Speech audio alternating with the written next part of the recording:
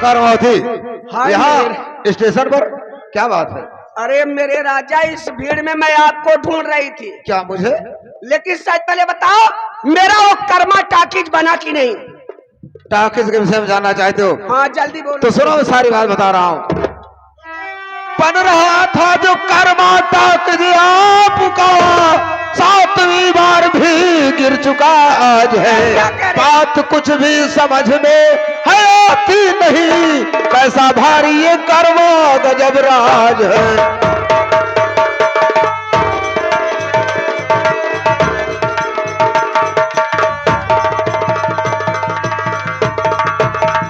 कर्मावती, मैं तुम्हारे नाम का जो टाकिज बनवा रहा था 7वीं बार आज गिर चुका। जब कुछ ऊंचाई बढ़ जाता है अपने आप गिर जाता है। मैं बहुत परेशान हो गया कि हमारा कर्मा टाकिज बार बार क्यों गिरा जा रहा है। अरे यही तो मैं सोच रही हूँ, आखिर ये टाकीज बार बार क्यों गिर जाता है। मैं परेशान होकर के पहुंचा पंडित बाबा बलदेव महाराज के पास। हाँ। और उनसे पूछा कि पंडित जी बताइए, हमारा कर्मा टाकिज बार बार क्यों गिरा जा रहा है। तो उन्होंने क्या बताया? पंडित जी अपना पोथी पत्र निकाले, विचार किए और बताए कि उसमें एक बच्चे का बलिदान हो जाए तो कर्मा टाकिज कभी नहीं गिरेगी। वही मैं बच्चे की तलाश में निकला, ढूंढते ढूंढते बहुत दूर निकला, कोई बच्चा हाथ नहीं लगा। जामनगर के करीब पहुंचा तो सोचा अपनी कर्मावती से क्यों न मिलता चलूं, लेकिन हमारी कर्मावती तो मुझे स्टेशन पर ही मिल गई। मैं तो अपनी पूरी तैयारी बना के आई हूँ। क्या कहा तैयारी बना लिया है? सेठ पन्ना ललवा की तिजोरी तोड़ के सारा पैसा सारा गहना लेके आई हूँ। अरे वाह, कर्मा बनी बातों पर बहुत खरी उतरी। बातों पे तो बहुत खरी उतरी, लेकिन अब ये मेरा टाकीज नहीं बनेगा। क्यों नहीं बनेगा? अरे कहाँ से बनेगा, कहाँ मिलेगा बच्चा, कौन देगा अपना बच्चा? कर्मावती, कोई अपना बच्चा सीधे से थोड़ी देगा। मैं किसी के बच्चे की चोरी कर लूंगा या किसी से छीन लूंगा, ये हमारी जिम्मेदारी है। लेकिन तुमने अपनी तैयारी बना लिया है तो फौरन यहाँ से निकल लो, क्योंकि स्टेशन है, कहीं से पन्ना लड़ो आ गया तो हम लोगों का निकलना मुश्किल हो जाएगा। तो जल्दी यहाँ से चलो, कहीं से पन्ना लड़वा आ चलो गया। अरे जवानी की रेल कहीं। हमारे दिनेश लाल ड्राइवर साहब, उस साहब की तरफ से 21 रुपये पुरस्कार कहन माइक कही दे, अगर हमारे गाड़ी चले खो चले हम तैयार रही। कहाँ तक चलेंगे? कहाँ तक तू जा? अरे हम लोगों को मदनपुर जाना है। मदनपुर जाना है। उनकर गाड़ी न जाए पाएंगे। अरे जवानी की रेल कहीं छूट न जाए, जवानी की रेल कहीं।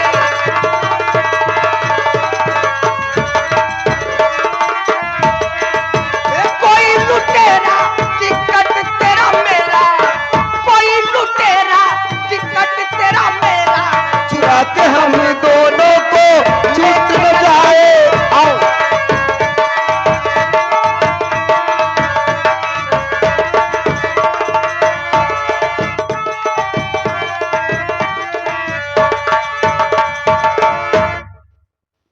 बाबूजी, आप क्या देख रहे हो बाबूजी? काफी परेशान दिखाई दे रहे हो, क्या बात है बाबूजी? बहू, मैं ये देख रहा हूँ कि घर का ताला टूटा हुआ है और इधर तिजोरी का ताला टूटा है। तिजोरी साफ है, तिजोरी में एक पैसा नहीं है। मुझे तो कर्मावती की चाल लग रही है। बाबूजी, अब मेरे बच्चे के लिए दूध कहाँ से लाओगे बाबूजी? अरे मेरी मांग तो पहले ही सुनी हो गई। अगर भूख से तड़प कर मेरा बेटा मर गया तो मेरी गोद उजड़ जाएगी बाबूजी, मेरे जीने का मकसद खत्म हो जाएगा। नहीं बहू, मेरे बच्चे के लिए दूध लाओ बाबूजी, कहीं से भी लाओ, नहीं तो मेरा मुन्ना मर जाएगा। ऐसा मत बोल बहू, ऐसा मत बोल। मेरे रहते हुए तेरा मुन्ना भूख से नहीं मरने पाएगा बहू। देख बहू, इस वक्त तो मेरे पास कुछ पैसे नहीं है। हाँ, तू यहीं पर बैठ, मैं जा रहा हूँ शिव जी के मंदिर पर, वहां दूध रोज चढ़ता है। तेरे मुन्ने के लिए दूध का इंतजाम मैं वहीं से करके दूध ले आऊंगा। लेकिन इतना याद रहे बहू कि जब तक मैं घर न आऊं तब तक तू इस घर को छोड़कर कहीं मत जाना। ठीक है बाबूजी, जल्दी आना। मैं जा रहा हूँ बाबूजी, जल्दी आना, नहीं तो मेरा मुन्ना मर जाएगा। या भगवान, मैं जहाँ जा रही मुझे मुसीबत मेरा पीछा नहीं छोड़ रही है। अरे यार कितनी परीक्षा लेगा मेरी भगवान। अब ये दुख मुझसे नहीं सहा जा रहा। ऐसी जिंदगी से बेहतर है मुझे मौत दे दे भगवान, मैं मर जाऊं। मैं जीना नहीं चाहती।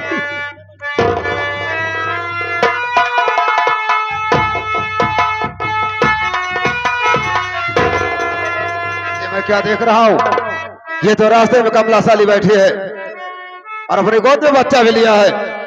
बहुत अच्छा हुआ, आज इसी के बच्चे का बलिदान कर्मा टाकिज में हो जाएगा और रास्ते का एक कांटा और भी समाप्त हो जाएगा। अरे कमला! अरे हरामखोर भंवर सिंह तू और यहाँ। अरे कमीने, मैं तेरा क्या बिगाड़ी हूँ रे जो इस तरह हाथ होकर मेरे पीछे पड़ा है। तूने तो मेरी दुनिया उजाड़ दिया। मैं दर दर की ठोकर खा रही हूँ। अब क्या रह गया मेरे पास? चला जा हरामी यहाँ से। जानना चाहते हैं किस लिए आया हूँ तो सुन मेरी बात पहले। कह रहा हूँ जो कमला सुनो गौर से, कह रहा हूँ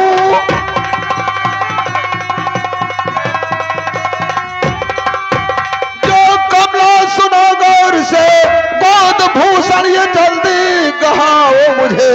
बच्चा जो ये तेरा काम की चीज है, जल्द से जल्द बच्चा थमाओ मुझे। रोक अपनी जुबान को वरे बेशरम रे, रोक अपनी जुबान को।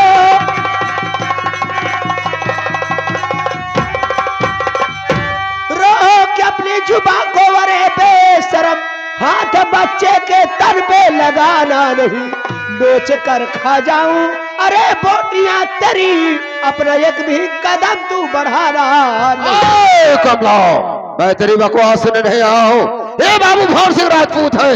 जो चीज पसंद आ जाती है मांगने से नहीं मिलती है। बाबू भौर सिंह राजपूत उसे जबरन छीन लेता है रे। ए हरामी कुत्ते की औलाद, सुअर गीदड़ नालायक कमीना कहीं का। अरे तू राजपूत नहीं रे, ये कुत्ता है, चोर है, गद्दार।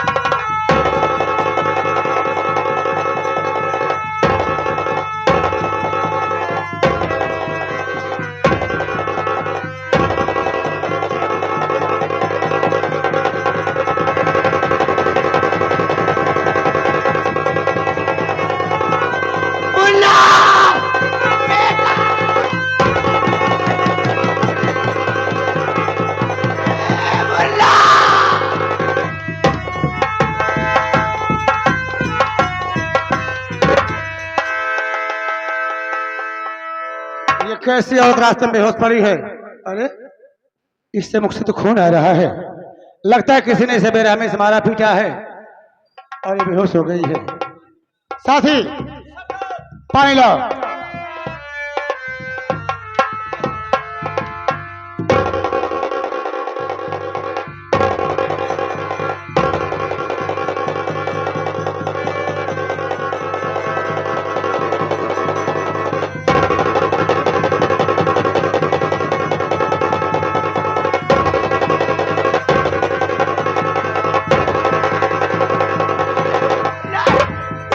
मत मारो, मुझे मत मारो।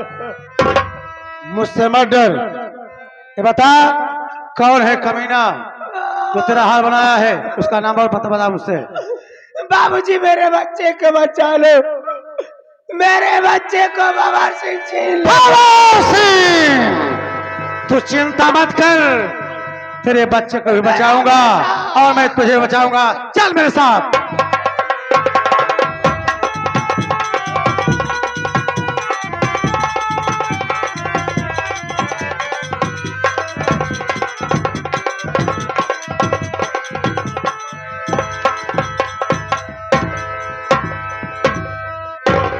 सुषमा, भैया दोनों के लिए रोटी लेने गए हैं। आओ यहीं पे थोड़ी देर बैठ के इंतजार किया जाए, तब तक आ जाएंगे। चलिए ठीक है।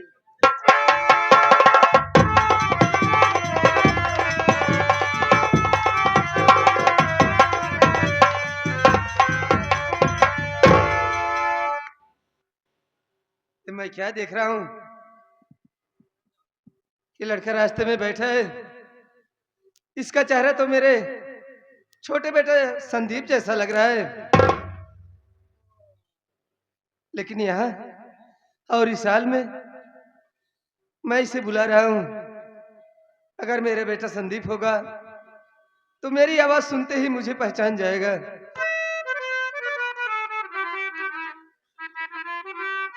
अरे ओ बेटा संदीप, बेटा संदीप।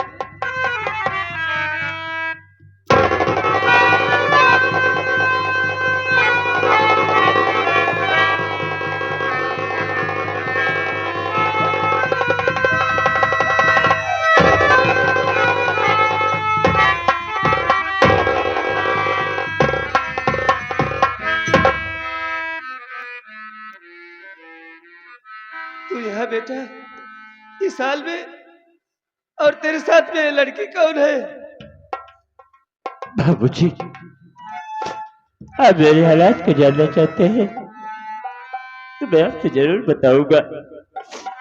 बाबूजी, आप तो बड़े भैया का पता लगाने के लिए मदनपुर गए थे ना, लेकिन एक दिन की बात है, भाभी माँ का सर दर्द कर रहा था और मैं कमरे में बैठ के भाभी माँ का सर दबा रहा था। इतने में भवन सिंह आया, कहने लगा, संदीप तू ये क्या कर रहा है? एक कमला विधवा से प्यार करता है।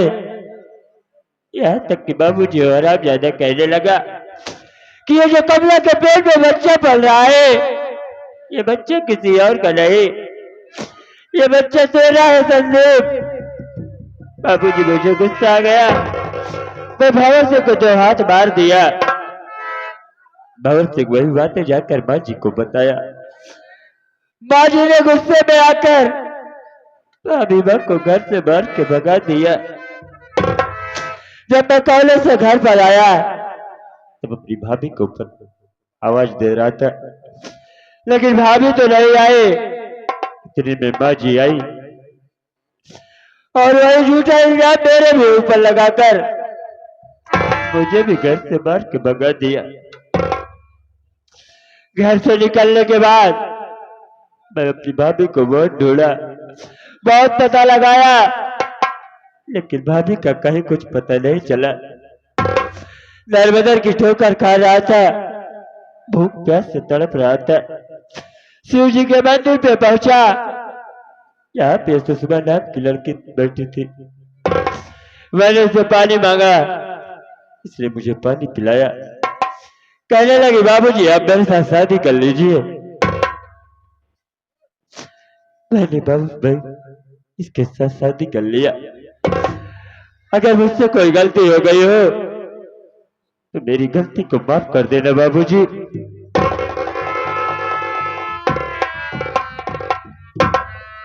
नहीं बेटे संदीप, तुझसे कोई गलती नहीं हुई।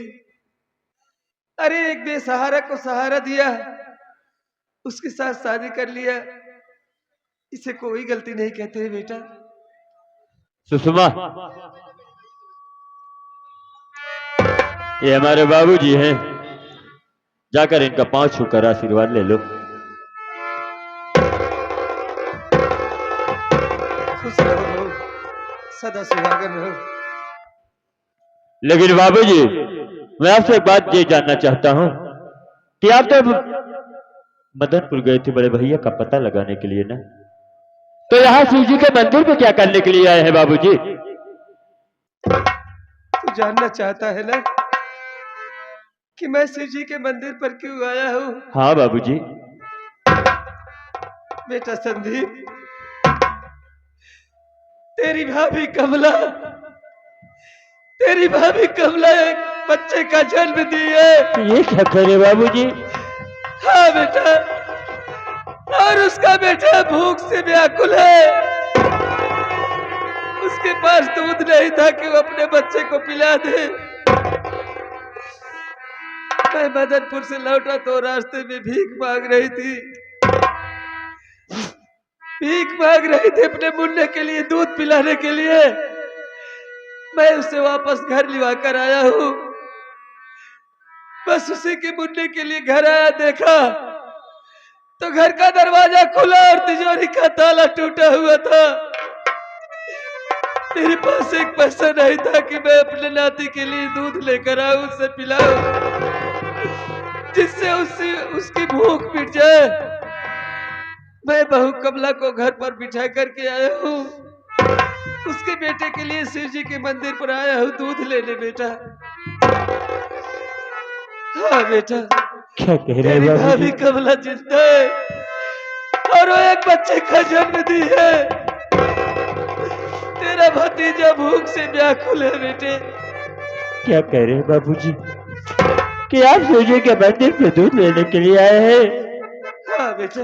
लेकिन बाबूजी मैं आपसे एक बात बताना चाहूंगा कौन सी बात? कि आप जिस भैया का पता लगाने के लिए मदनपुर गए थे ना, हाँ, वो भैया परे नहीं है बाबूजी। क्या हाँ बाबूजी, वो भैया जिंदा है।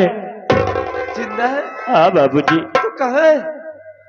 बाबूजी हम दोनों पुराने के लिए रोटी लेने गए हैं, आते ही होंगे।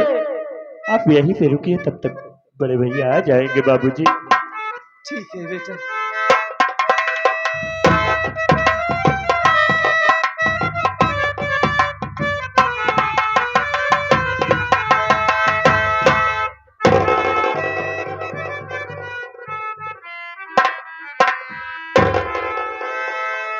भैया आप आ गए। लाइए, अगर रोटी लाए हो तो हमें दे दो, क्योंकि बहुत जोरों से भूख लगी है भैया। मुन्ना संदीप, मुझे माफ करना मेरे भाई, मैं रोटी नहीं ला सका क्योंकि रोटी लाने जा रहा था, रास्ते में औरत बेहोश पड़ी थी, इसी को बचाने में मैं रोटी नहीं ला सका मुन्ना।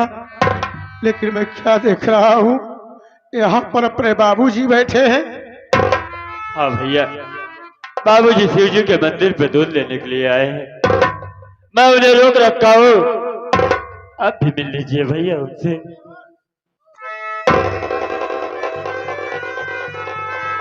बाबूजी, अरे ओ बाबूजी, उठो, मुझे गौर से देखो, मैं आपका बड़ा बेटा कुलदीप हूँ बाबूजी, मुझे गले से लगा लो बाबूजी, मुझे गले से लगा लो। क्यों झूठ बोल रहे हो? तुम मेरे बेटे कुलदीप नहीं हो सकते हो। मेरा बेटा कुलदीप तो एक इंसान था और तुम तो डाकू हो, खूनी हो। तुम न जाने कितनी माँ बहनों की माँ का सिंदूर मिटा दिया होगा, न जाने कितनी माँ बहनों की गोद सूनी कर दिया होगा, न जाने कितने बच्चों को अनाथ बना दिया होगा, न जाने कितनी माँ बहनों की इज्जत के साथ खिलवाड़ किया होगा। तुम मेरे बेटे कुलदीप नहीं हो सकते। चले जाओ यहाँ से, चले जाओ, मैं तुम्हारी शक्ल नहीं देखना चाहता। वाह बाबूजी वाह, आज आप अपने खून को पहचानने से इनकार कर रहे हैं और मुझे कह रहे हैं कि मैं चोर हूँ, डाकू हूँ। हाँ बाबूजी, मैं डाकू हूँ, लेकिन ऐसा डाकू नहीं कि किसी माँ बहन के गोद को उजाड़ू, किसी माँ बहन की माँ का सिंदूर उजाड़ू, किसी बहन बेटी की इज्जत से खिलवाड़ करूं। नहीं बाबूजी, मैं तो धर्म और ईमान का डाकू हूँ, अमीरों को लूट कर गरीबों में बांटता रहा। ये रहा कुलदीप का काम, और आज आप मुझे चोर कह रहे हैं, डाकू कह रहे हैं। तो ठीक है बाबूजी, अगर आप पहचानने से इनकार कर रहे हैं तो याद करो वो दिन जब मदनपुर कागज मिल में आग लगी थी, तो आपने ही मुझे मैनेजर भंवर सिंह के साथ भेजा था ना। मैं तो मदनपुर जा रहा था भंवर सिंह के साथ, मदनपुर कागज की मिल की आग बुझाने के लिए, लेकिन ये कमीना भंवर सिंह रास्ते में कार रोक दिया और कहने लगा, कुलदीप बाबू माँ गंगे का दर्शन कर लो। इसकी बातों में आकर मैं गंगे माँ का दर्शन करने लगा और जैसे ही गंगा माँ को मैं प्रणाम करने चला, ये कमीना धोखे से मेरे पेट में खंजर मार दिया। मैं रोता रहा, चिल्लाता रहा बाबूजी, लेकिन इसे तरस नहीं आया। लाश से ठोकर मारा और मुझे बीच दरिया में फेंक दिया। बाबूजी, ये तो सुषमा की देन है कि आज आपका बड़ा बेटा कुलदीप इस दुनिया में सलामत है, नहीं तो मेरा तो नामो निशान बढ़ जाता। क्या अब भी आपको मेरी बातों पर विश्वास नहीं है? बाबूजी, बाबूजी।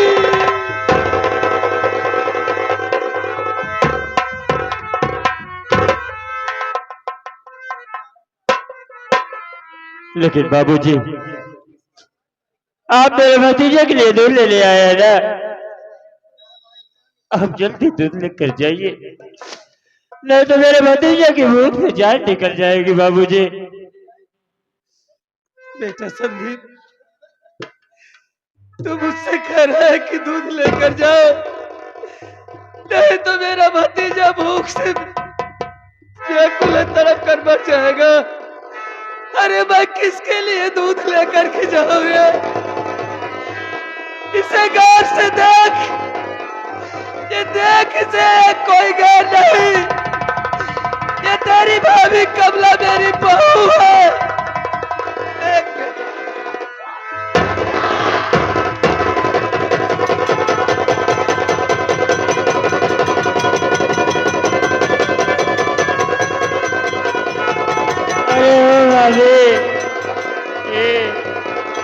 भाभी,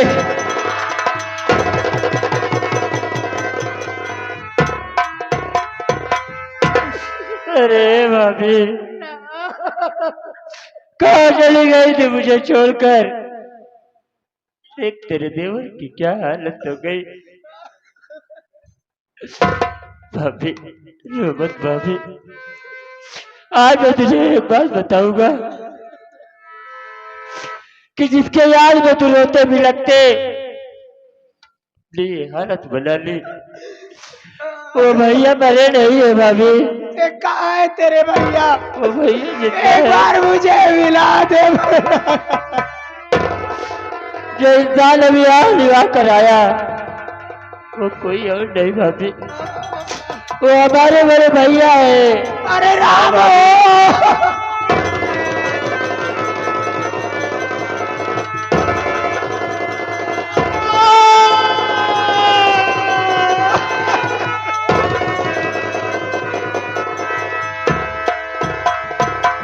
परमात्मा, जिस पत्नी के साथ इतने दिन तक रहा, आज उसी पत्नी को मैं पहचान नहीं पाया। मेरी निगाहें धोखा खा गई। स्वामी, अपने बच्चे को बचा लो। जो बाबा सिंह छीन कर ले गया अपना बेटा है, उसे बचा लो, नहीं तो कमला, तू चिंता मत कर। अरे वाह रे कमीने भंवर सिंह, शायद तुझे मालूम नहीं बे कि तू जलती हुई आग में हाथ डाला है और आज इसी आग में जलकर राख हो जाएगा। मैं आ रहा हूं तेरी मौत। जय माता।